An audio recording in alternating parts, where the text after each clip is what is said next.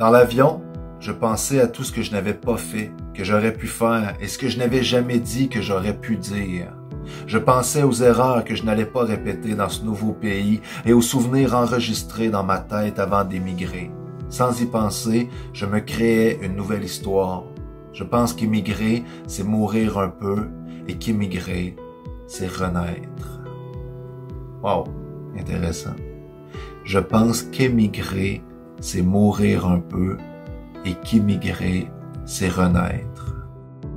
J'ai décidé d'écrire sur l'avant et l'après de mon processus d'émigration.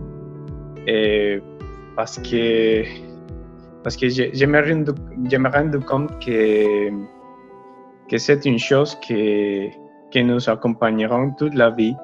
Ces sentiments, c'est une chose que nous accompagneront toute la vie comme immigrants, parce qu'on a un passé et on doit construire le futur aussi, c'est très important. Ce prix m'a donné beaucoup de courage, beaucoup de confiance. C'est très important pour moi, pour mon processus d'adaptation ici au Québec, adaptation à la culture québécoise.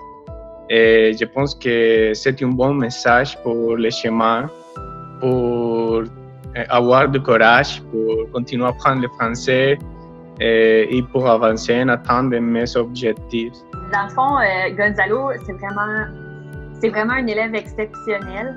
On voit que son parcours en Colombie lui a vraiment donné énormément de bagages.